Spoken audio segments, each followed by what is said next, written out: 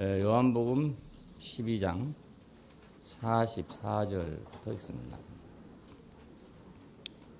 예수께서 외쳐 가라사대 나를 믿는 자는 나를 믿는 것이 아니요 나를 보내신 이를 믿는 것이며 나를 보는 자는 나를 보내신 이를 보는 것이니라. 나는 빛으로 세상에 왔나니 물은 나를 믿는 자로 어두움에 거하지 않게 하려 함이로라. 사람이 내 말을 듣고 지키지 아니할지라도 내가 저를 심판하지 아니하노라. 내가 온 것은 세상을 심판하려 함이 아니요 세상을 구원하려 함이로라.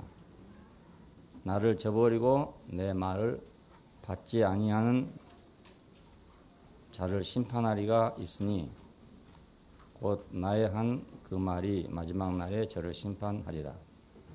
내가 내 자의로 말한 것이 아니요 나를 보내신 아버지께서 나의 말할 것과 이룰 것을 친히 명령하여 주셨으니 나는 그의 명령이 영생인 줄 아노라.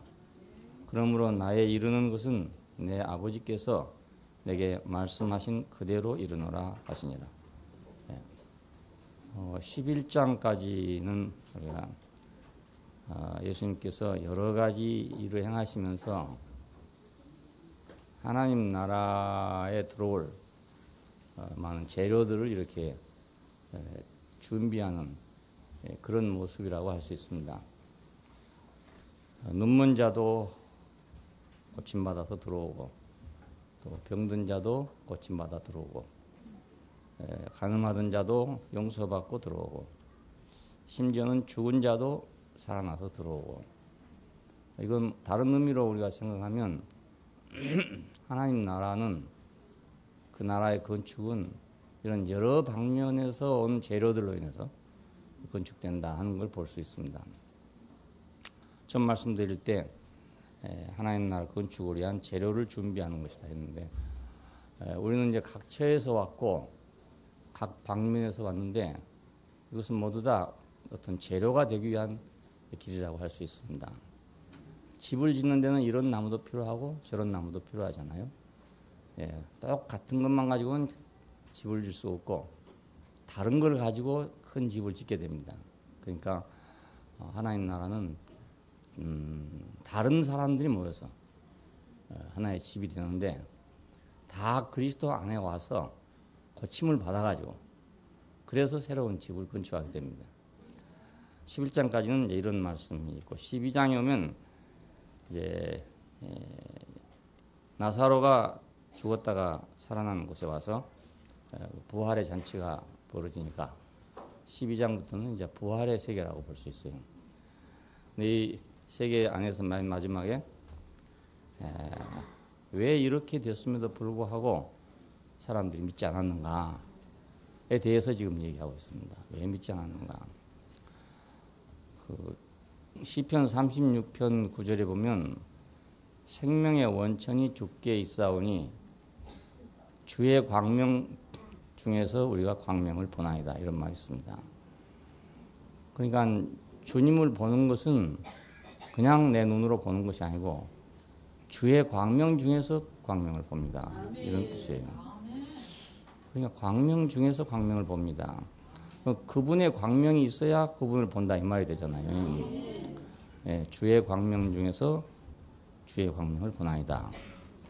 아주 좀 기이한 말인데 이걸 이제 갈라서 말하면 가령 뭐 예수의 광명 중에서 여호와의 광명을 봅니다. 뭐 이렇게도 물론 해석할 수가 있고 또 예수의 여호와의 광명 중에서 예수의 광명을 보나이다 이렇게 말할 수도 있어요.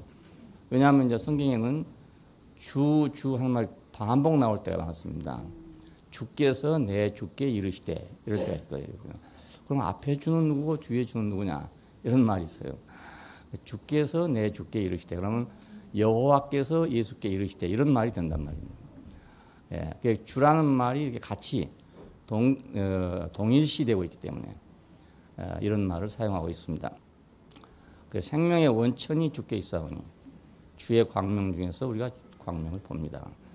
그 광명이 없으면 광명을 못 본다는 얘기잖아요. 광명이 있어야 광명을 봅니다. 우리도 사실 빛이 있어야 빛을 보죠. 빛이 있어야 빛을 봅니다. 빛이 없으면 빛을 못 보거든요. 예수께서 많은 기사와 놀라운 이적들을 행했잖아요. 그런데 사람들은 예수를 믿지 않았다요. 뭘 믿지 않았단 말인가 하면은 그런 놀라운 기사와 이적들을 믿지 않았다는 말이 아니라 메시아이심을 믿지 않았다 그 말입니다.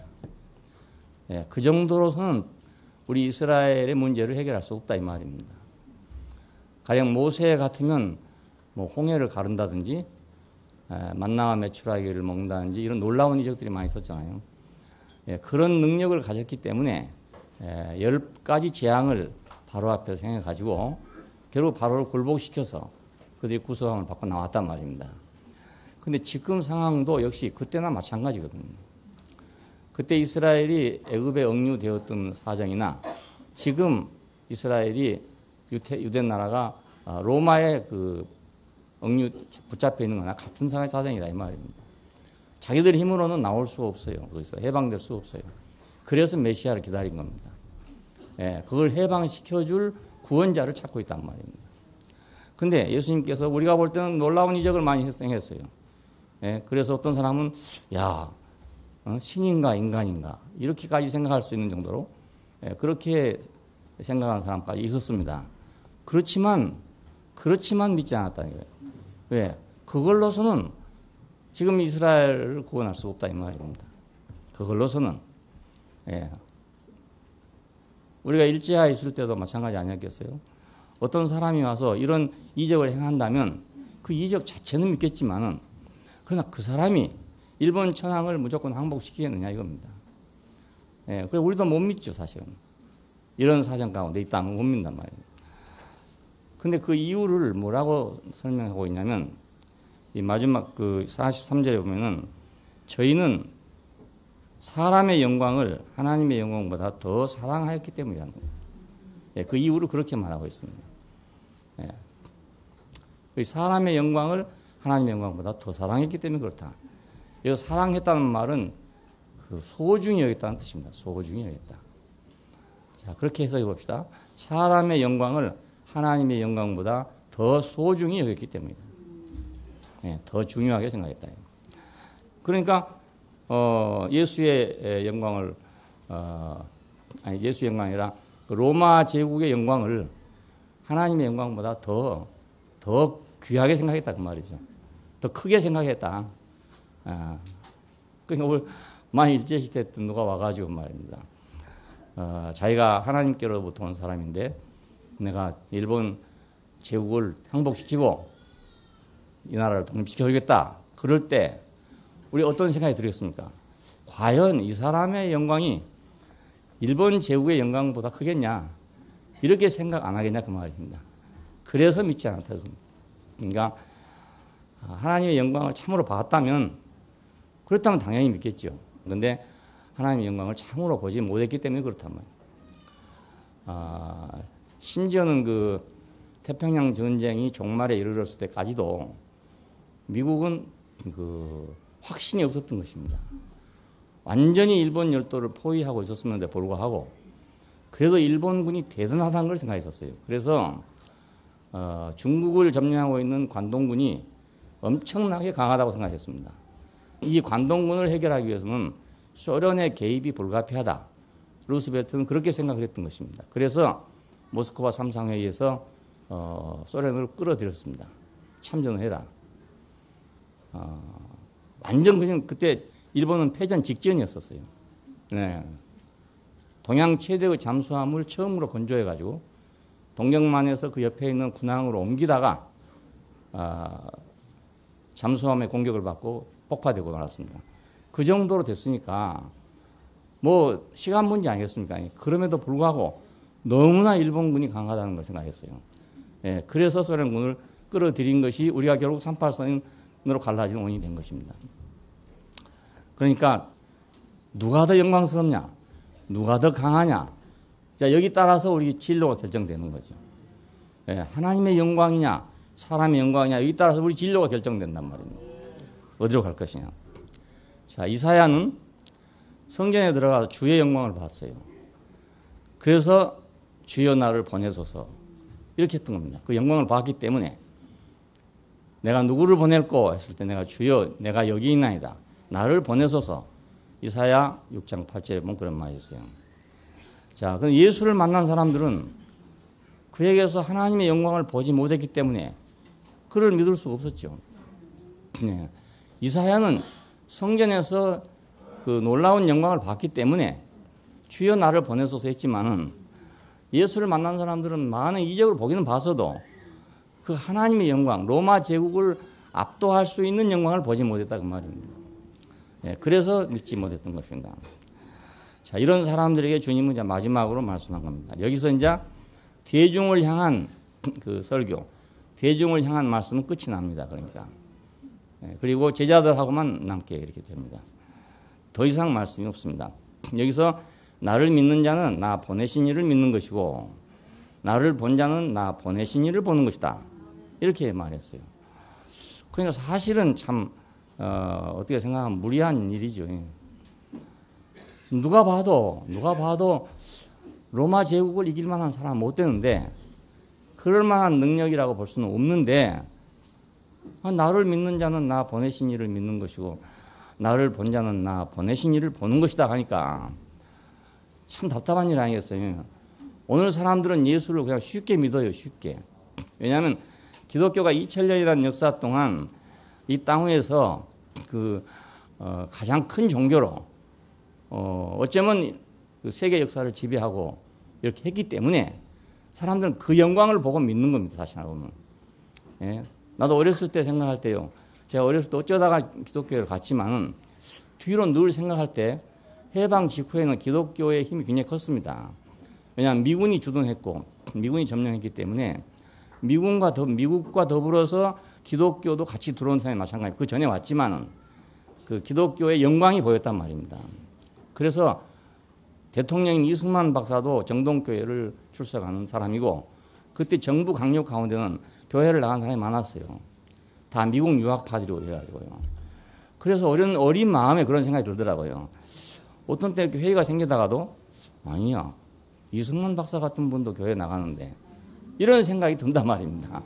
예, 이런 것들이 사람들로 하여금 예수를 믿기 쉽게 해주는 거예요. 예, 뭔지는 모르지만 하여간 그래 굉장하더라. 그 힘이 굉장하더라. 미국 선교사들을 보니까 또 문화적으로 우리보다 훨씬 앞서 있잖아요. 그때 우리는 전혀 만져볼 수 없는 물건들을 가지고 있었어요. 예, 놀라운 것들을 다 가지고 있었다고요. 우리는 그때는 초콜릿이 뭔지 모를 때 그 사람들은 초콜릿을 먹잖아요. 간단하게 생각하면 그것만 하더라고요. 그러니까 뭐 오토바이니 뭐 오디오니 이런 거 우리는 상상할 수 없는 것들을 가지고 사는 사람들이에요. 이런 걸 볼 때 문화적으로 우리가 압도가 된단 말입니다. 그러니까 그 사람들이 전한 것이 맞겠지. 이렇게 막연하게라도 그렇게 우리가 호응이 되는 겁니다. 그래서 믿어요. 오늘날도 기독교가 이제 어떤 세력도 있고 이러니까 사람들이 예수를 믿는다. 교회를 간다는 게 쉽지요. 우리 교회에 대해서 어떤 사람들이 이렇게 말합니다. 그 교회는 왜 성경 찬송을 안 들고 다니냐. 그거 좀 이상하다. 이런 사람도 있어요. 근데 이거 참 우스운 얘기입니다. 왜냐하면 우리는 한국의 기독교가 상륙했을 때 조선시대에 상륙했잖아요. 그리고 이제 본격적으로 전파된 것은 개신교가 전파된 것은 이제 일제 말렵쯤 되는 그런 때란 말입니다. 그러니까 그 조선시대의 분위기, 공자왈 맹자왈 하던 분위기, 명륜당이 지배하던 그런 분위기에서 예수를 믿는다는 것은 굉장한 어려움이었어요. 그리고 다 예수쟁이라고 멸시받는 때였단 말입니다. 예수쟁이. 여기 멸시받는 때였어요. 그래서 한국에서는 천민들이 먼저 믿기 시작했습니다. 귀족들이 믿은 게 아니고. 일본에서는 귀족들이 먼저 믿었는데 한국에 와서는 천민들이 먼저 믿기 시작했어요. 그게 천대를 받았던 것입니다. 그래서 성경책을 들고 있다는 것 자체가 부끄러운 일이었던 겁니다. 자랑스럽지 못하고. 그래서 그냥 부흥사들이 다니면서 해방후에 막 성경책 끼고 다니라고 막 굉장히 강조를 했습니다. 왜 안 가지고 다니냐? 당당히 들고 다니라 막 이래가지고 요즘에도 말입니다. 어떤 부흥사들은 성경책 기왕에 큰 것 말이죠.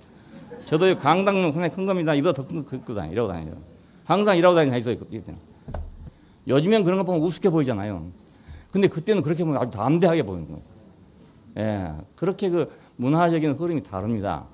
그러니까 이런 시대 속에서 예수를 믿고 난 예수 믿습니다 하는 말 하기는 참 어려웠던 거예요. 예. 지금 어디 가도 예수 믿는다는 말을 자연스럽게 해요, 그냥. 왜? 인구 4분의 1이 예수를 믿는다고요. 예. 그러니까 뭐 그냥 앞뒤로 보면 다 하나씩 믿고 있는 사람들이거든요. 이런 시대에도 예수 믿는다는 사람 말을 쭈비쭈비하고 잘 못한다는 것은 이건 바보나 마찬가지고.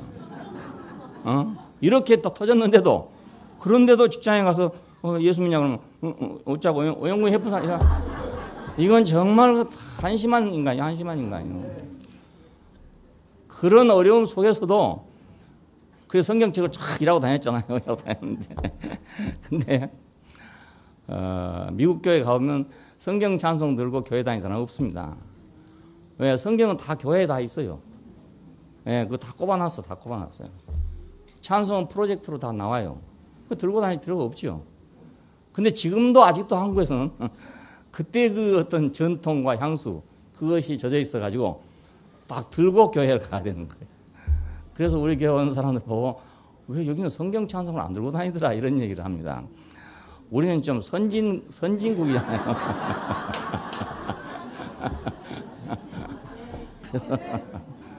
그래서 성경이 필요 없어 안 들고 다니는 게 아니고 사실은 교회가 성경 펴봤자 한 절 그냥 보고 마는 거예요. 알고 보면. 어쩌면 형식적일 수도 있죠. 물론 그렇지 않은 사람도 있지만은 그런 게 대부분이에요. 그냥 꼭 가지고 가야 된다는 것 때문에 가지고 가는 거예요. 안 가지고 안 되기 때문에. 그러니까 이제 이런 세상 속에서 우리가 참 어이없는 비난을 받아요. 어이없는 비난. 성경 찬송 가지고 다니지 않는다는 것이 그것이 이단일 수는 없잖아요. 네? 근데 그렇게 생각한단 말이에요. 이거 혹시 이단 아닌가 이런 생각을 한단 말입니다. 예수님께서 참 그분도 딱 하신 분이라고 생각해. 내가 생각할 때 정말로 할 말 이거밖에 없으니까 이 말만 할까 하는 것 같아. 그렇게 안 믿는 사람들한테, 못 믿는 사람들한테 나를 믿는 자는 나 보내신 이를 믿는 것이고 나를 본 자는 나 보내신 이를 보는 것이다. 이게 정말 이 말밖에 할 말이 없는 사람이 이렇게 할 수 있지. 보통 할 수가 없어요. 이런 말을. 안 그렇겠습니까? 다 안 믿는 사람한테 그렇게 보여줘도 안 믿는 사람들한테 또 이런 소리를 하면, 요한복음 1장 18절에는 자고로 하나님을 본 사람이 없다 이겁니다. 그러나 아버지 품속에는 독생하신 하나님이 나타냈다 이러잖아요. 그러니까 이제 요한복음의 주된 그 지론은 아버지께서 보내신 자를 통해서 아버지를 본다 이 말입니다. 아들을 통해서 아버지를 본다. 하나님을 우리가 직접 보는 게 아니고 아들을 통해서 본다 이 말이거든요.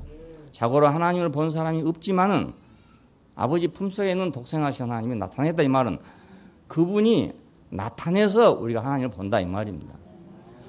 주의 광명 중에서 광명을 보나이다. 것처럼. 우리는 이 원칙을 꼭 알고 있어야 됩니다. 하나님은 내가 그냥 이렇게 눈으로 보는 게 아니고 직통거리에서 이렇게 보는 게 아니고 보내신 이를 통해서 본다. 구약 시대에도 항상 선지자들이 있었잖아요. 그 선지자들은 사실상 번영을 받은 사람들이죠. 그 번영을 받은 사람들을 받아들이지 않은 것이 곧 하나님을 받아들이지 않는 것이었습니다. 그들의 말을 듣지 않는 것이 곧 하나님의 말을 듣지 않는 것이었어요. 그러니까 따로 그들을 빼놓고 그들은 하나님을 섬기고 있었단 말입니다. 보내서 온 자들은 빼버리고 자기들의 하나님을 믿고 있는 거라 그냥 자기들만 하나님 믿고 있는 거라. 자, 이거 이제 우리 기독교인들 안에서는 굉장히 중요한 문제입니다. 나는 하나님 믿는다 이런 사람 참 많죠. 하지만 보냄을 받는 사람이라는 걸 아는 사람이 드물단 말입니다. 또 그걸 시인하기가 또 어려운 것이죠. 알고 보면. 그러니까 예수님이 이렇게 말씀하시는데 나를 믿는 자는 나 보내신 이를 믿는 것이고 나를 본 자는 나 보내신 이를 보는 것이다 라고 하는데 왜 믿지 못하냐 이겁니다. 자고로 하나님을 본 사람이 없지만은 아버지 품속에 있는 독생하신 하나님이 나타내셨다. 이런데도 왜 믿지 못하냐 이 말입니다. 자, 자고로 하나님을 본 사람이 없지만 나타내신 분이 있어서 본다. 이 말은 사도들이 예수를 보고야 한 말입니다. 예수를 알고야. 사도들도 처음엔 이건 몰랐습니다. 처음에는 몰랐는데 이제 부활하신 후에 그들 속에서 예수의 증거가 나오면서 알고 나서 한 말이란 말입니다. 그러니까 믿지 못한 것이 어쩌면 당연한 일이죠. 근데 그 이유를 말씀한 거, 이게 특이한 문제입니다. 왜 그러면 못 믿었냐? 사람의 영광을 하나님의 영광보다 더 소중히 했기 때문에 그렇다. 그러니까. 자, 우리 같은 어른 생각할 때, 이거 뭐, 못 믿을만 하구만. 예? 들어보니까 못 믿을만 하구만. 그때 사정을 보니까 뭐 믿기 어렵겠구만. 이렇게 우리가 생각할 수 있잖아요. 그런데 이 요한은 그렇게 말하지 않고 사람의 영광을 하나님의 영광보다 더 사랑했기 때문에 그렇다는 거예요. 예. 자, 사람의 영광이란 건 뭔가 그러면? 당시에 이스라엘이 기대하던 것은 그 왕이었잖아요. 메시아. 이스라엘을 해방시킬 메시아. 구원할 메시아. 구원할 뿐만 아니라 세계의 만방 위에 우뚝 설 그런 나라를 만들 수 있는 왕. 다윗과 같은 그런 왕이었단 말입니다. 이런 왕이었는데 이런 왕은 자기들한테 없고 누가 있냐면 로마 제국의 황제가 있단 말이죠. 로마 제국의 황제는 신입니다. 신. 네, 신입니다. 그러니까 사람의 영광이라는 것은 제국의 영광입니다. 알고 보면. 자, 사람에게 우리 이제 지금은 다양한 시대가 돼가지고 여러 가지 영광이 있어요. 과학적인 사람의 과학적 분야의 영광도 있고, 뭐 학문적 분야의 영광도 있고, 군사적 분야의 영광도 있고 다 있어요. 군사적으로는 누가 뭐 유명하고 뭐 과학적으로는 누가 유명하고 다 있단 말입니다. 이렇게 다 있어도 결과적으로 그걸 집약을 딱 하면 그건 제왕의 영광입니다. 예, 어디 가서든지 그 제왕의 영광입니다. 그래서 물 속에 있는 그 파충류 속 중에서 그 악어 있잖아요. 악어. 악어를 제왕이라고 그러더라고요. 제왕. 예, 그 늪지의 제왕. 당할 놈이 없어요. 아무도. 예, 그 놈을 당할 방법이 없어요. 엄청나게 무섭고 크기 때문에 막. 예, 크기만 해도 뭐 4m짜리가 있다던가요. 그럴 정도니까 엄청나게 크고 그 이빨이 무섭기 때문에 한 입에 다 들어가 보면 한다고. 그냥 누구도 당할 수가 없어요. 그냥 그걸 보고 제왕이라고 그래요. 근데 그 제국과 제왕의 영광이 결국 사람의 영광의 최정점이라 할 수 있습니다. 예. 그걸로 표현된 거죠, 알고 보면. 지금은 이제 이런 오늘 같은 시대에는 그냥 과학적으로 제왕이 있을 겁니다. 예? 예술적인 제왕도 있고, 예? 예를 들어 김연아가 뭡니까? 피겨에서 제왕이 됐잖아요, 제왕. 제왕이라 하잖아요. 그러니까 어떤 분야에서 초월적인 사람, 놀라운 사람을 보고 다 제왕이라 하지 않습니까? 그러니까 사람의 영광은 이제 그런 영광입니다, 알고 보면. 그런데 당시의 유대인들에게는 로마 제국의 영광이죠. 팍스 로마나. 그 영광스러운 로마. 예, 그러니까 유대인들은 이 왕을 기다리고 있었단 말입니다. 그런데 그것을 그 영광을 하나님의 영광보다 더 사랑했다 그 말입니다. 예. 그러면 되겠죠. 제국이 되지 못해서 지금 핍박받고 있는 백성들이 철천지 소원이 그런 제국이 되는 거란 말입니다. 예, 그런 제국의 그 영광, 그것이 그들에게는 무엇보다도 소중했기 때문에 하나님의 영광보다 그걸 더 소중히 여겼다 그 말입니다. 더 소중히 여겼다. 사람은 이러기 쉽잖아요. 예? 지금 당장 코앞에 내가 지금 포로된 상태에 있는데 말이죠. 하나님의 영광보다도 제왕의 영광이 더 쉬울 거 아닙니까? 제왕이 와서 풀어주라 하면 풀어준 거잖아요. 말 한마디 먹으면 해결되는 거예요. 그렇기 때문에 로마 제국과 그 제왕을 미워하면서도 그와 같은 왕을 또 찾고 있는 겁니다. 원수로 생각하고 있을까요? 속으로는 저 시저, 로마 제국, 저 원수 같은 나라, 원수 같은 놈들 이렇게 생각하고 있지만 자기들 또 그렇게 되고 싶다 그 말입니다. 예. 그러니까 이런 그 가운데서 예수의 행하심을 봤기 때문에 보아도 본 것이 아니고 들어도 들은 것이 아니고 자기들의 지금 문제가 너무너무 심각하기 때문에 그 말이 들려오지도 않고 눈에 보이지도 않단 말입니다. 그러니까 예수를 메시아라고 믿을 수 없었죠.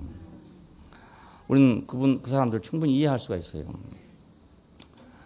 예수는 그들의 목적과 소원에 맞지 않는 사람이었다. 그들이 찾고 있는 사람이 아니었다.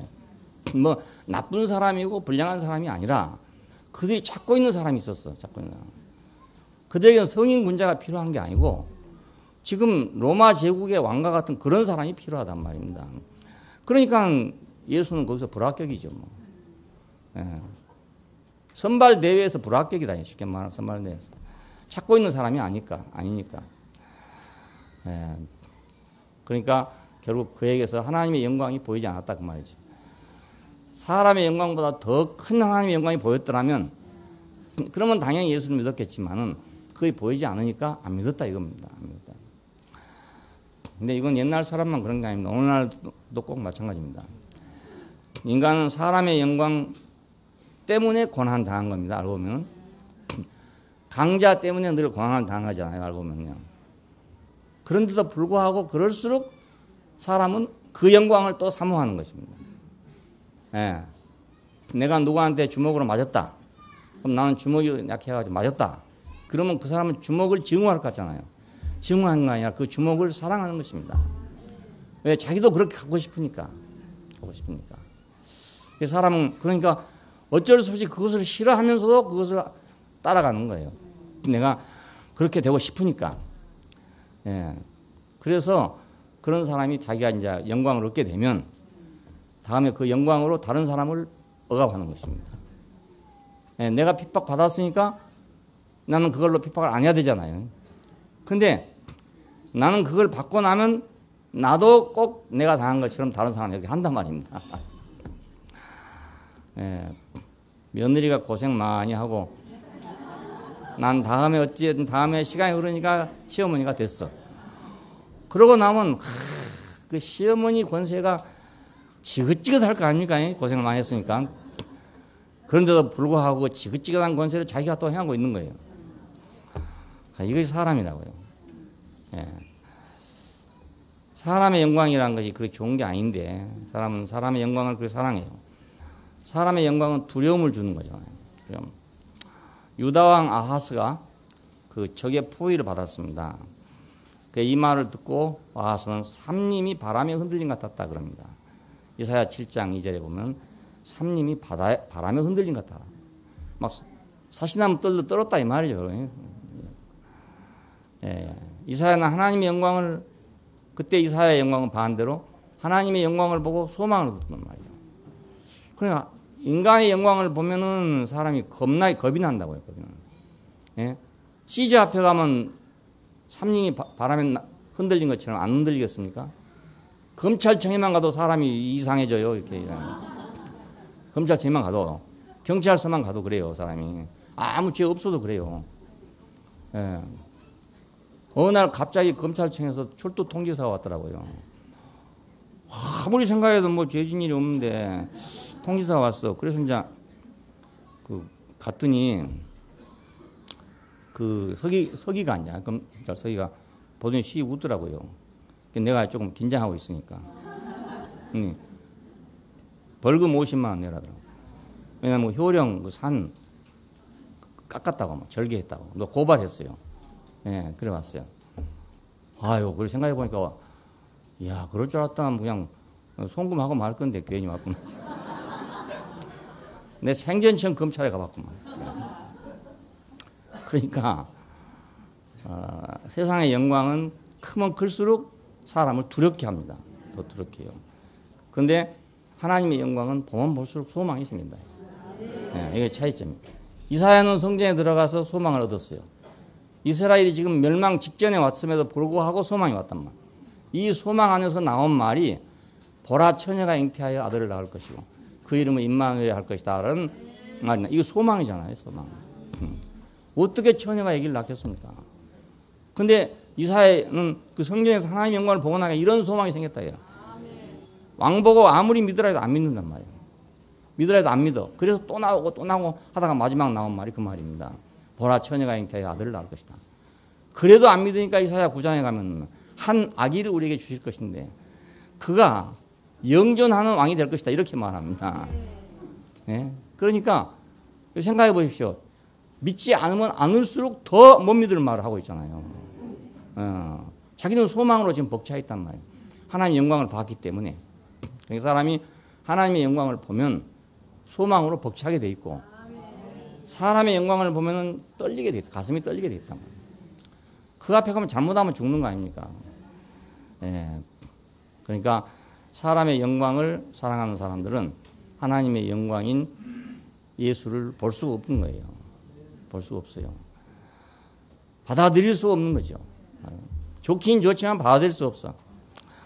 예, 유대인들은 끝까지 사람의 영광만 구하다가 자기들이 갈망하던 그 사람의 영광으로 인하여 완전 멸망하고 말았습니다. 그들이 하나님의 영광을 바랐더라면 하나님의 영광으로 인해서 구원의 길이 있을 건데 하나님의 영광은 시시하게 보이고 사람의 영광은 너무너무 크게 보였단 말이에요. 그냥 계속 하나님의 영광 대신에 사람의 영광을 구하다가 결국 그 제국에 의해서 완전 멸망을 당하고 말았습니다. 예. 우리도 세상을 사랑하면 내가 사랑하던 세상에 의해서 내가 멸망을 당합니다. 예, 참 이상한 일이에요. 하나님을 사랑하면 내가 사랑하는 하나님에 의해서 내가 구원을 받지만 반대로 내가 세상을 사랑하면 내가 세상을 사랑하던 그 사랑에 의해서 내가 망한단 말입니다. 인간의 고통이 어디서 오는 줄 아세요? 세상의 영광 때문에 고통이 오는 겁니다.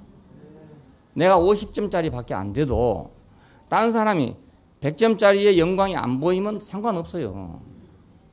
그래서 국민학교 1학년 학생들은요, 자기 50점 맞으면 30점 맞으면 별로 관심이 없어. 왜? 100점의 영광이 뭔지 모르거든. 전혀 모르거든.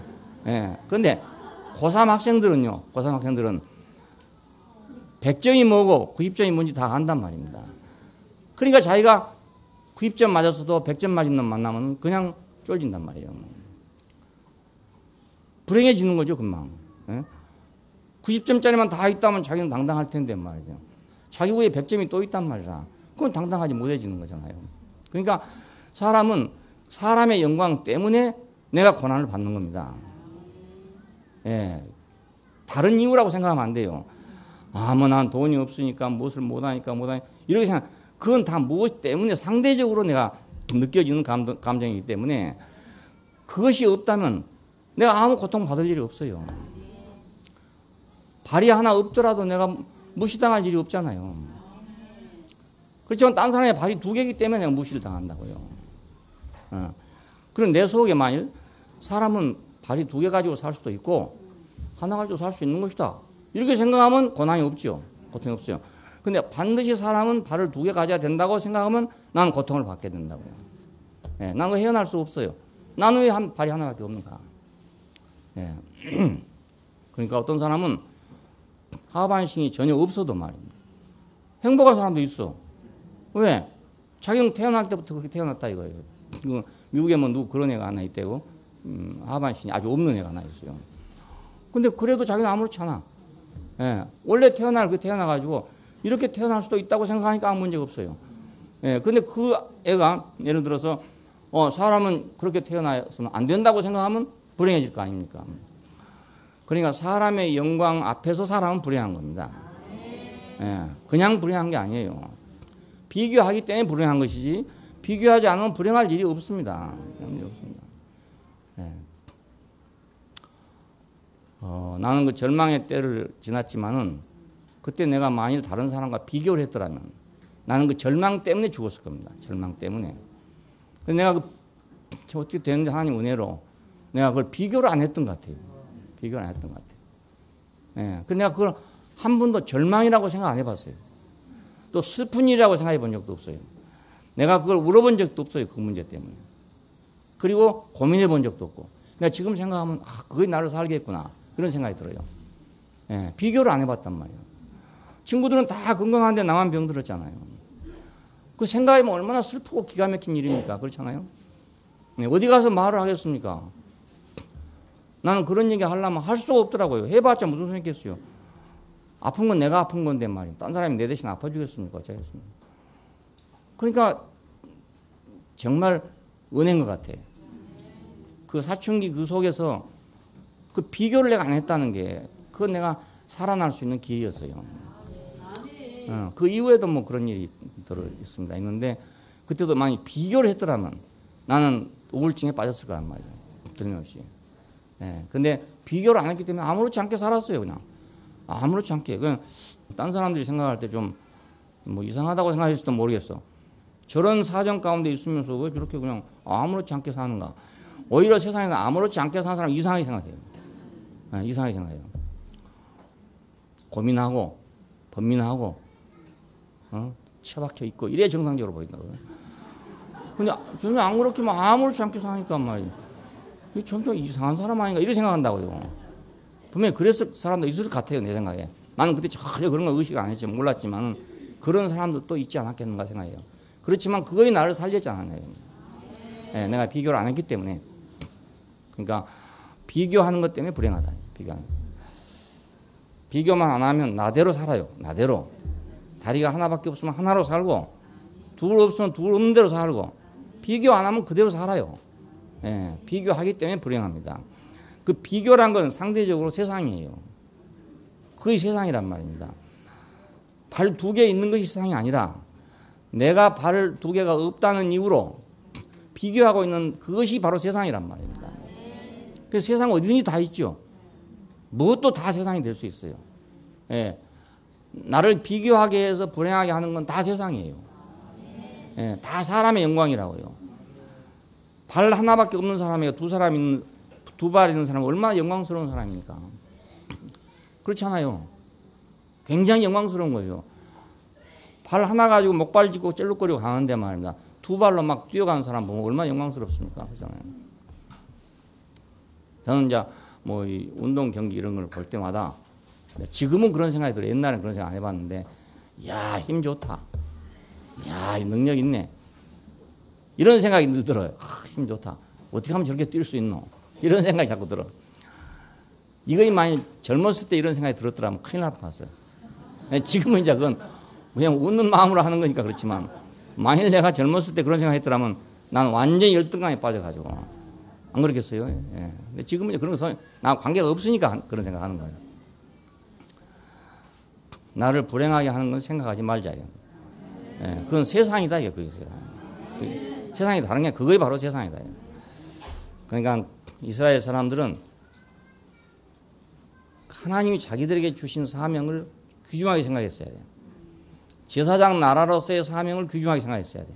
그런데 그건 귀중하게 생각하지 않고 로마 제국의 영광을 귀중하게 생각하다가 그 제국에 의해서 초토화되고 말았어요. 돌 위에 돌 하나도 첨놓이지 않고 다 무너지고 말았어요. 완전하게 망했어요.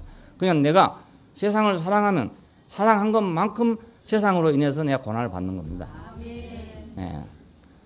발 하나 있는 사람이 발 2 달린 사람을 더욱더 부러워하면 부러워할수록 나는 더 불행한 거예요. 안 그렇습니까? 조금 부러워하는 거하고 많이 불행하는 거하고 차이가 그 사람의 행불행을 결정한다니까요. 예. 그냥 그렇게 살 수 있어 이러면 문제가 없는 거고, 예, 참 불만이네. 왜 나는 하나밖에 없고 이건 2개인가? 이러면 그만큼 불행한 것이고. 인생이 이럴 수가 있냐? 왜 나는 발이 하나밖에 없냐? 이러면 그만큼 불행한 것이고.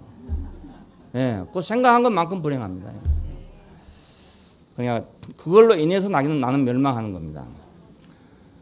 첫사람 아담이 왜 선악과를 먹었냐 이겁니다. 천사가 부럽기 때문에 먹은 거예요. 천사람은. 예? 사람이 가지고 있는 한계를 초월하고 있는 그 초월자, 그 자가 부러웠기 때문에 선악과를 먹었어요. 그래서 일생을 종로로 하는 겁니다. 거기에. 지금도 계속 그에게 종로를 하고 있는 겁니다. 초월을 하려고 다시 초월을 해보려고. 근데 하나님의 영광은 참 기이한 것이죠. 우리가 뭐 로마 제국의 영광처럼 그렇게 보인다면 누구라도 다 안 믿겠습니까? 그런데 하나님의 영광은 어린 양 제물로 나타났어요. 야, 하나님의 영광이 사람이 하나님께 온전히 드려진 걸 보고 영광스럽다 이런 겁니다. 예. 지금 사람의 영광이란 말은 제왕의 영광을 보고 영광스럽다 이렇게 말한 것이고, 하나님의 영광을 봤단 말은 뭐냐면 어린 양 제물에 나타난 그걸 보고 사람이 참 존귀하구나 그렇게 여겨지는 것입니다. 이것이. 그러니까 은혜가 아니면 모를 것 같아요. 은혜가 아니면 안 들리는 것 같아요. 예, 제물은 하나님의 영광을 나타냅니다. 예, 제물은 왜 제물을 드리냐? 제물은 하나님의 영광을 나타내기 위한 거예요. 예? 그러니까 예수께서 어떻게 하나님의 영광을 나타냈냐 우리가 물어본다면 그가 십자가에서 죽으심으로 하나님의 영광을 나타냈어요. 예. 내 마음이 지금 심히 민망하여 죽게 되었습니다. 이때를 면하게 하여 주옵소서. 그러나 내 원대로 마옵시고 아버지 원대로 하옵소서. 이 말은 아버지가 얼마나 영광스럽냐 그 말입니다. 그렇게 하기 때문에 그 아버지는 우리가 안 보이지만은 야 아버지가 얼마나 영광스러운 분이면 저렇게 할 수 있을까 이 생각이 들잖아요. 야 어쩌면 저렇게 자기 지금 죽음을 앞에 놓고 어떻게 그분의 뜻대로 하옵소서라고 할 수 있는가. 그럼 그 사람이 무엇을 봤기 때문이잖아요. 그러니까 저분이 본 그렇게 말하고 있는 대상은 누군가. 그 얼마나 영광스럽기 때문에 저런가. 이렇게 하나님의 영광을 드러냈지 제왕의 영광처럼 뭐 무장을 하고 와서 영광을 나타낸 것이 아니란 말입니다. 그러니까 우리는 사람이 어떤 사람이 절대적으로 복종하는 걸 보면 복종하는 사람을 보는 게 아니고 복종받는 사람을 보게 되는 거예요. 이야, 저 사람 보통 사람이 아니네. 안 그러겠습니까? 네. 이제 저희 집이 사실은 이제 전남 보성이 고향이에요, 아버지가. 근데 이제 그 망해가지고 외유를 하시다가 완도에 정착을 하신 겁니다. 아무도 없는데요, 아무도 없는데. 거기서 이제 아주 가난한 데도 시작해가지고 겨우 밥 먹고 살고 이렇게 할 수 있을 만큼 이제 장사가 됐는데 그래도 사람들이 생각하기는 그저 어디서 뭐 굴러온 사람이 이래저래 하다가 그냥 저렇게 돈이라도 좀 벌었다 이렇게 생각하고 있는 거예요. 다. 그런 영감이구나 이렇게 생각을 해요. 그런데 아버지가 또 그런 거에 대해서 나는 뭐 어디서 온 사람이고 내 조상이 누구고 이런 건 말 전혀 하시는 분이 아니거든요. 예. 아무도 모르죠. 어디서 왔는지도 모르고 뭐 하던 분인지도 모르고 아무것도 몰라요. 근데 어느 날 그냥 일본에 계시던 그 형님이 이제 한국에 해방되고 돌아오셨습니다. 그리고 이제 아버지를 찾아서 왔는데 와가지고 방에 들어오지도 않고 땅바닥에서 길바닥에서 그냥 엎드려가지고 절을 하더라고요. 아들이니까. 그때 지나가는 사람들이 깜짝 놀랐어요. 저 영감한테 저런 아들이 다 있는가. 그 아들이 뭐 시험이 다 일어나가지고 말입니다. 60이 다 돼간 아들이 와가지고 절을 하고 있잖아요. 그러니까 그냥 어디서 굴러다니던 영감을 알았는데 저런 아들이 다 있구나. 그래가지고 갑자기 우리 아버지 위상이 높아졌죠. 그 형님 때문에. 그러니까 만일 그 아들이 오지 않았더라면 그렇게 하지 않았더라면 우리 아버지는 그냥 어디 흘러다니던 그냥 객지 사람. 섬에 가면 객지 사람은 굉장히 천대합니다. 객지 것들 이래요. 제주 가도 제주 사람들은 육지 사람 보고 육지 것들. 여기 제주 사람 있나 모르겠네. 그런데 육지 사람들은 뭐라 하면 섬놈들이라거든요. 그러니까. 그래도 뭐 거기 산 사람이 거기 산 사람대로 자기들 왕이니까 안 그렇습니까? 그래 뭐 객지껏 이렇게 생각하는 거거든요. 예. 근데 뭐 아이고 나이 많은 영감이 또 하나 와가지고 절을 하니까 깜짝 놀랐죠. 그래서 아버지 위상이 높아졌어요. 재물은 재물 받는 자를 영화롭게 하기 위해서 드린 거라고요. 예. 그냥 우리가 하나님께 재물이 되면 하나님은 그만큼 영광스러워진단 말입니다. 예, 우리에 달렸어요. 그분의 영광이 나타나는 건 우리에 달렸단 말이에요. 그분은 영광스럽지만은 나타날 때는 나를 통해 재물 된 자를 통해서 나타나게 됩니다. 자, 그러니까 이제 하나님의 영광은 어디서 나타나냐면 재물에 나타나죠. 어린 양 재물이신 예수에게서 완전하게 나타났어요. 그래서 우리는 그분을 하나님의 아들 이렇게 말합니다. 하나님의 영광을 더 이상 잘 나타내는 사람이 없다. 더 이상 완전하게 나타내는 사람이 없다. 그런데 이렇게 영광을 나타내고 나면 사람의 영광을 전혀 찾지를 않아요. 그러기 전까지는 어떤 의미로든지 사람의 영광을 찾아다닙니다. 계속 찾아다닙니다. 그러니까 이걸 보면 사람의 영광을 찾아갖고서는 끝도 없이 끝이 없이 목마르다는 걸 알 수 있고 우리가 하나님의 영광이 되면 그때는 만족해진다 하는 걸 알 수 있습니다. 예, 하나님을 영광스럽게 하고 나면 세상의 영광이 부럽지 않단 말입니다. 예, 그러니까 오늘날 천국을 대망하고 있는 많은 성도들 이미 계시는데 과연 어린 양의 영광을 사람의 영광보다 더 사랑할 것인지 더 소중히 여기고 있는 것인지 이것이 문제죠. 이게 우리 기독교인들의 문제입니다. 문제. 자, 그러면 어떻게 하나님의 영광을 볼 것이냐? 어떻게 볼 것이냐? 참 보기 어렵게 지금 됐잖아요, 형편이. 우리가 사람의 영광을 보기가 참 쉽지만 누구나 봐도 다 알 수 있는 거지만 삼적 동자라도 알 수 있지만 이 하나님의 영광은 이거 참 알기가 어렵게 됐단 말입니다. 어린 양이 제물로서 죽는데 거기서 그걸 받으신 이의 영광을 본다. 이게 쉬운 일이 아니지 않습니까? 여러분 쉽게 생각하지 마세요. 그래서 못 봤으니까 어떻게 그러면 봐야 되냐? 어떻게 보게 되냐? 그래서 주님이 이렇게 말씀해서 나는 빛으로 세상에 왔나니 물은 나를 믿는 자로 어둠에 거하지 않게 하려 한다 그럽니다. 이 어둠이란 말은 하나님의 영광을 보지 못한 어둠을 말합니다. 예, 사람의 영광은 보지만 하나님의 영광은 못 보니까 어둠이잖아요. 어둠. 예, 생명이란 게 뭐 빨간색은 보는데 파란색은 못 본다든가 파란색은 보는데 못 본다. 이러면 이제 생명이라고 그러잖아요. 그러니까 세상 영광은 이 육신의 눈을 가지면 누구나 볼 수 있어요. 다 볼 수 있는데 하나님 영광은 그렇게 못 본단 말이에요. 그런데 예수님 하시면 나는 빛으로 세상에 왔다. 보게 하려고 그걸 보게 하려고 왔다. 이겁니다. 그걸 보게 하려고. 예수님은 하나님의 영광을 보게 하는 빛으로 세상에 오신 분입니다. 나는 세상의 빛이니 이런 말이 나오잖아요. 무슨 빛인가 도대체 세상의 빛인가. 태양빛 있고 사람에게 나타난 영광의 빛이 있고 그래요. 그래서 우리가 역사적으로 위대한 사람들을 보면 다 빛나는 사람들이라고 그럽니다. 기독교 역사 안에서도 빛을 남긴 사람들 이런 사람들이 나오는데 그런 사람들은 다 위대한 사람들입니다. 그 기독교를 빛낸 사람들, 예, 그 믿음에 있어서, 뭐 충성에 있어서, 뭐 진리에 있어서 그것들 빛내는 사람들, 그 사람도 빛을 남긴 사람들이라고 그럽니다. 자, 그런데 이런 빛하고 하나님의 영광을 보는 빛하고는 또 다르다고요. 우리가 누가 봐도 예를 들어 슈바이처를 우리가 생각하면 말입니다. 영광스럽다고 생각해요. 그냥 안 믿는 사람도. 훌륭하다. 정말 의사답다. 나도 저런 의사가 되고 싶다. 이런 사람이 많잖아요. 그냥 이것이 하나님의 영광을 보고 그런 게 아니고 그 사람의 영광을 보고 그런 겁니다. 그분의 훌륭한 점을 보고 자기도 그렇게 하고 싶은 그걸 보고 이런 영광은 많잖아요. 세상에 많습니다. 참 좋은 훌륭한 일을 한 사람도 많고 이런 사람 있잖아요. 평생 김밥 장사를 해가지고 수억의 돈을 모아서 학교에 장학금으로 낸 할머니가 있잖아요. 이러면 사람들이 다 영광스럽게 생각하죠. 다 비석을 해주고 싶고, 예? 다 가서 꽃이라도 헌하고 싶은 마음이 생기잖아요. 이런 건 누구나 다 안다고요. 이건 모를 사람이 누가 있겠습니다. 이것도 모른다면 그건 정말 그건 인간이 아니라고 해야 되죠. 그러니까 이런 영광은 다 알아요, 다 알아.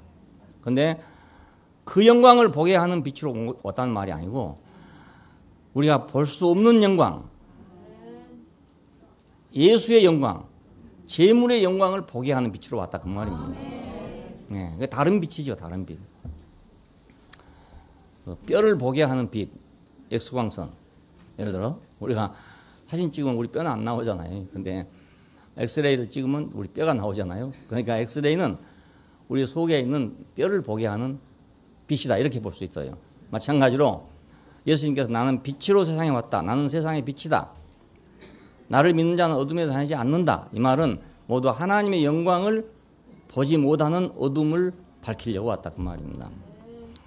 예, 영광을 보게 하는 빛이요. 인간은 물질적인 빛으로 물질적인 가치를 봅니다. 근데 구속적인 인격의 빛으로 하나님의 영광을 보는 것이다. 우리가 어디 가서 하나님의 영광을 보게 되냐면 그 구속 안에 와야 하나님의 영광이 보여요. 구속 안에 와야. 그냥 우리는 지금 그 원위치, 인간의 원위치를 이탈했다는 게 분명하죠. 예, 그 본위치로 돌아와서 보면은 하나님의 영광이 보인단 말이에요. 근데 그러기 전에 선악과를 먹은 상태에서는 우리 하나님의 영광이 안 보이고 아까 말씀드린 대로 그런 영광이 보인단 말입니다. 예, 원시적으로 만물은 하나님을 계시하는 것이었어요. 예, 꽃을 보나 산을 보나 모든 걸 보나 다 하나님 위대하시다. 이걸 알게 하는 계시였단 말이에요. 이거 뭐 자연 계시라고 그러면 자연 계시. 근데 그 예수님께서는 어떤 영광을 갖고 있냐면 하나님께로 나와서 우리에게 지혜와 의로움과 거룩함과 구속함이 되셨다. 고린도전서 1장 30절에 보면 그렇게 되어 있어요. 그러니까 예수는 하나님께로 나와서 우리에게 지혜와 의로움과 구속함, 거룩함과 구속함이 되셨다 이거예요. 지혜, 의로움, 거룩함, 구속함 이건 다 하나님께서 한 것들입니다. 근데 그것이 됐다는 거예요. 내 안에 와서 우리한테 와서. 자, 그래서 이분을 통해서 우리는 하나님의 영광을 본다는 겁니다. 자, 우리는 이제 원래는 이렇게 됐어야 합니다. 원래는 하나님이 창조하실 때는 이걸 목표로 창조를 했는데 빗나갔기 때문에 이제 이게 없어졌어요. 하나님의 지혜, 하나님의 의로우심, 하나님의 거룩하심 이게 없어졌단 말입니다. 근데 그가 우리에게 오심으로 말미암아 이것이 회복됐다 그 말이거든요. 그래서 영광의 광채이시오 본체의 형상이시다 이렇게 말합니다. 본체의 표현이시다. 자연계가 1차적으로 하나님의 능력의 크심을 계시한다면 그 말이는 그렇잖아요. 아인슈타인도 말했다 하잖아요. 우주를 보고 하나님 없다 할 수가 없다. 응? 이 놀라운 우주를 보고 어찌 하나님 없다 하겠냐 이랬다면. 그러니까 그 사람이 예수를 믿든지 안 믿든지 상관없이 자연만 봐도 아 위대하구나. 위대한 분이 있구나. 이렇게 안다 이 말입니다. 그러니까 큰 능력을 계시한 거죠. 근데 예수는 그걸 계시한 건 아니었잖아요. 예수님을 보고 위대하다 이렇게 생각하는 사람 아무도 없어요. 하나님의 생명과 성품을 계시한 분입니다. 예, 그 자연처럼 위대한 걸 계시한 게 아니고 생명과 성품을 계시한 분입니다. 그래서 아들이라고 그럽니다. 아들. 그가 오실 때 하나님의 모든 것이 함께 온 것이죠. 그러니까. 왜냐하면 그가 성품과 생명을 계시한 거기 때문에. 생명과 성품이 우리한테 오면 그분의 모든 것이 함께 들어오는 거예요. 우리가 아침에 음식을 다 먹고 오셨죠. 먹고 오면 밥을 먹고 뭐 국을 먹고 뭐 빵을 먹고 이래 왔어요. 왔는데 그 속에 뭐가 들어있냐? 각종 영양소가 들어있습니다. 예, 우리 몸에 필요한 각종 영양소가 밥과 함께 들어왔습니다. 예, 물과 함께 들어오고 우리가 먹는 것과 함께 왔어요.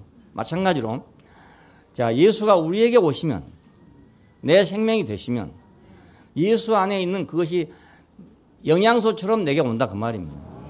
예.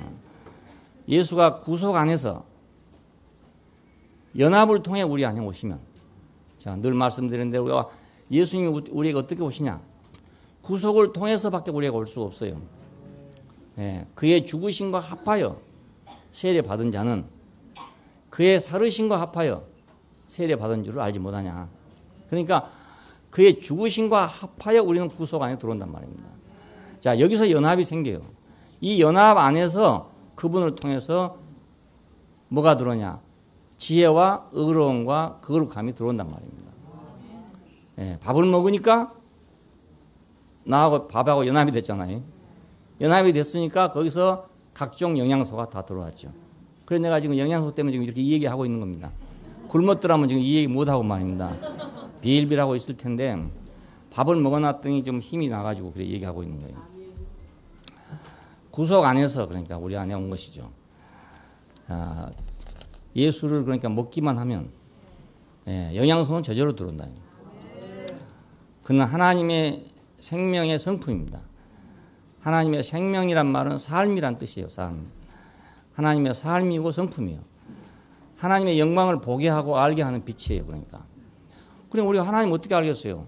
내가 그분을 믿었는데 내가 그분과 연합을 했는데 내 안에서 없던 것이 나온단 말이야.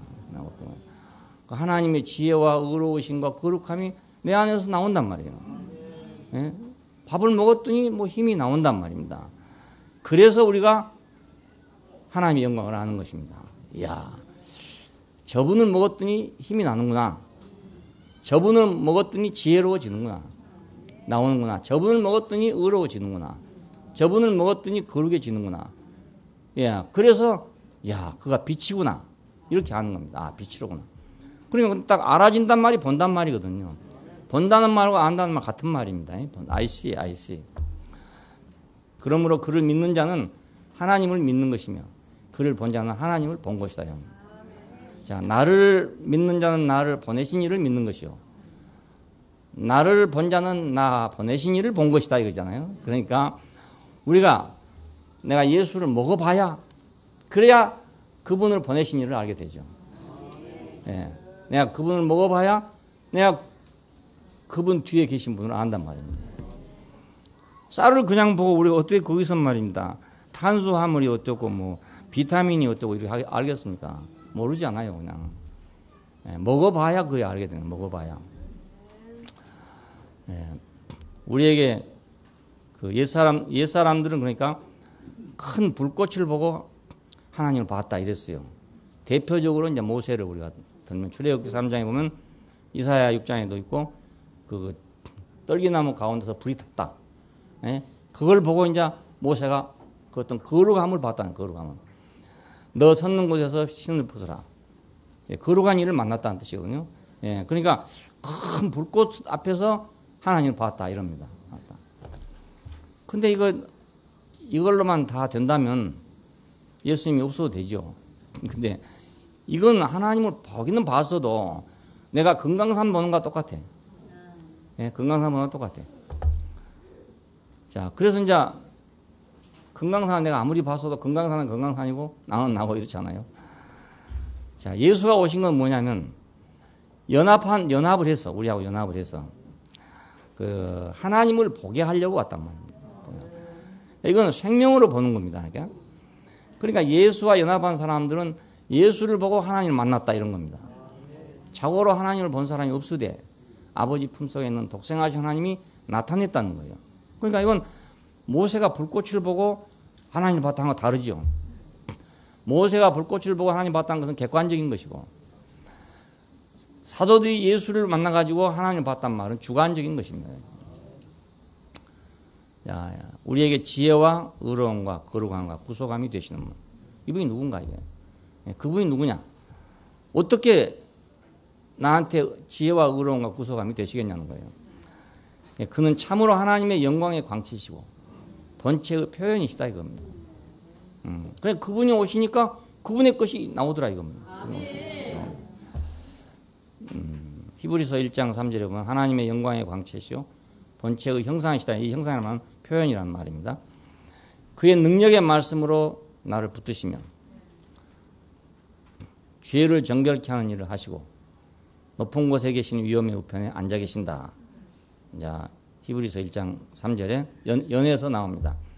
그러나 하나님의 영광의 광채시요 본체의 형상이시다.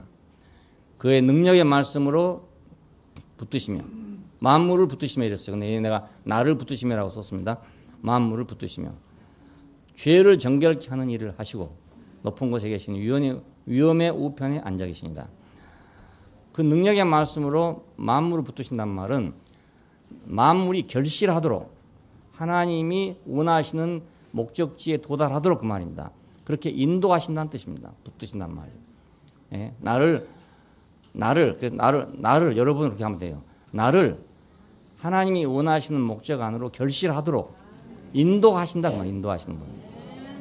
죄를 정결케 한단 말은 하나님과의 관계를 명확하게 한다 그 말입니다. 명백하게 해준다. 죄를 정결케 하는 일을 하시고 높은 곳에 계신 위엄의 우편에 앉으셨단 말은 이제 앉았단 말은 일이 끝났다는 뜻입니다. 서 있단 말은 지금 일을 하는 중이란 말이고 앉았다는 말은 이제 일을 마쳤다. 쉰다 이 말이에요. 그러니까 그분이 하고자 원하는 해야 할 일을 하고 그냥 쉬신다 이런 뜻입니다. 이것은 다 완성이 됐다 이 말이죠. 능력의 말씀으로 나를 붙드시고 죄를 정결케 하는 일을 하시고 하나님과의 관계를 딱 명백하게 해주고 이전 할 일을 다 하셨으니까 위엄의 우편에 앉았다 그 말입니다.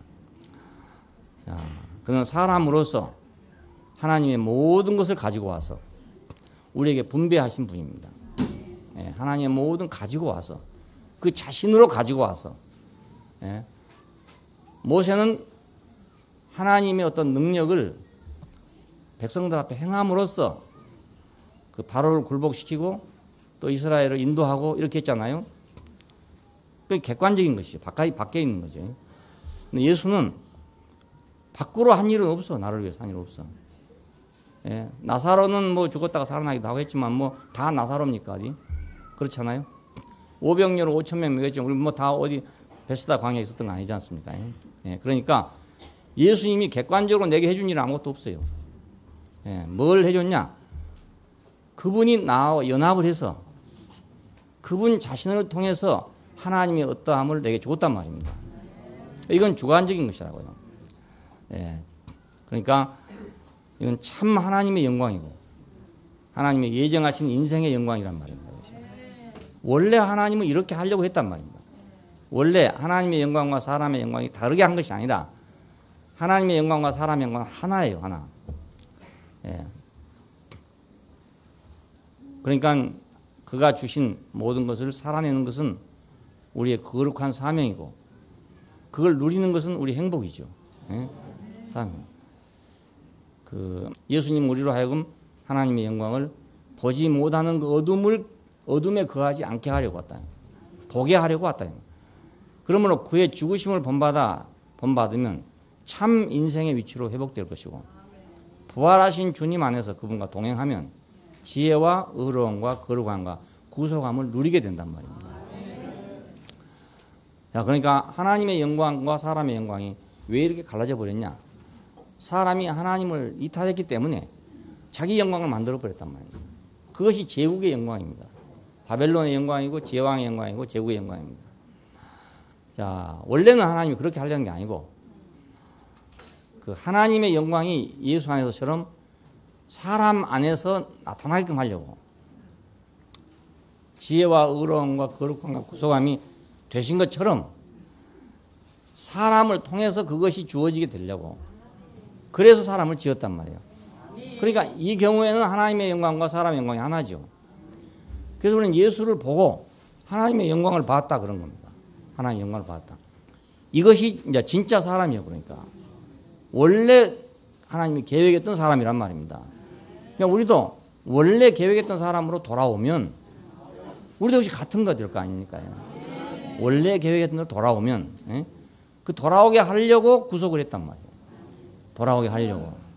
자, 그러니까 우리가 예수님의 십자가를 내 운명으로 받아들이는 것은 내가 구속 안으로 돌아오는 길이고 구속 안으로 돌아오는 것은 내 영광과 하나님의 영광이 하나 되는 거란 말입니다. 그때 내 영광 따로 있는 게 아니죠. 그러니까 나는 하나님의 영광을 나타내는 사람이 된단 말입니다. 자, 이것이 이제 하나님이 인간 회복의 목표점입니다. 목표점. 우리를 어디로 지금 부르고 있냐? 바로 그리 부르고 있는 거예요. 그렇게 되게 하려고. 내 영광과 하나님의 영광이 하나 되게 하려고. 하나님의 영광과 내 영광이 하나 되게 하려고. 우리는 모두 내 영광 따로 하나님의 영광 따로였는데 이제 예수 안에서는 하나님의 영광이 내 영광이고 내 영광이고 하나님의 영광이고 이렇게 되게 하려고 불렀어요.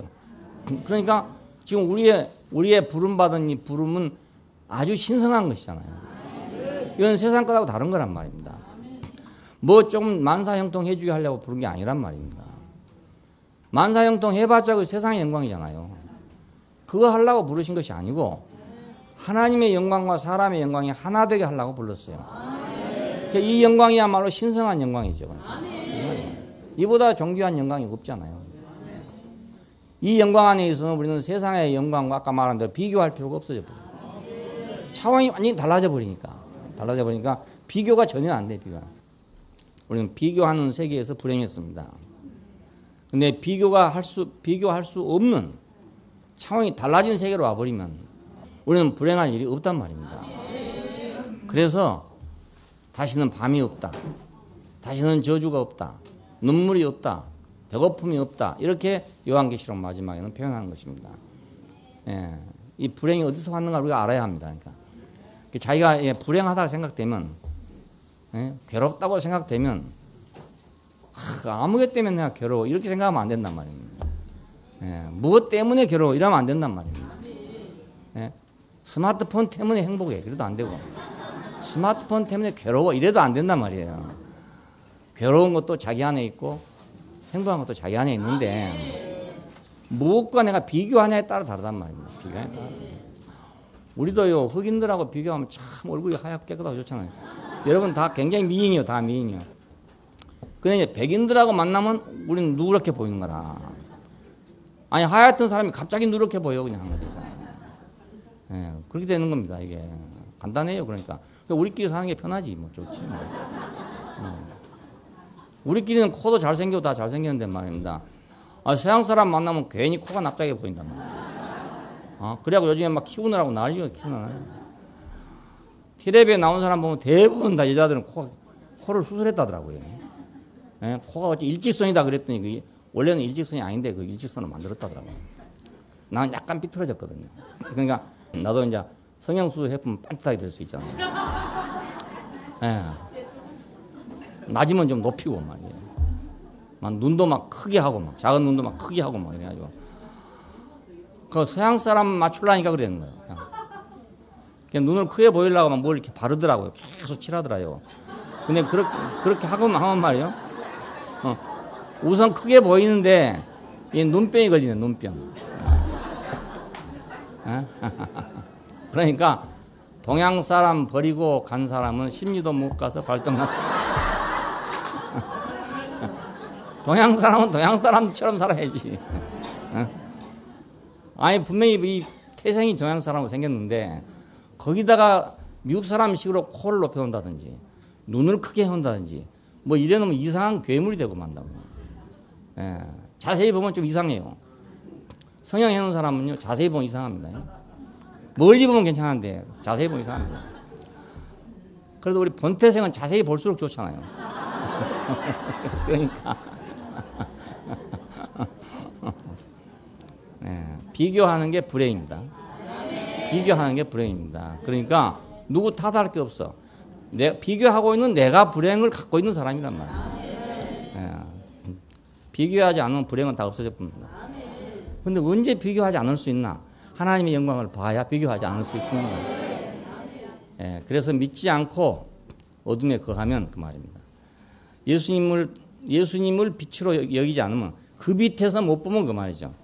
예, 영광을 보지 못하면 어둠 속에서 세상의 영광만 찾다가 그 영광에 사로잡혀서 인생 본연의 위치와 영광을 상실하고 여기 보니까 심판에 이른 내가 심판하는 게 아니고 내가 이런 말이 마지막 날에 심판할 것이다 그러잖아.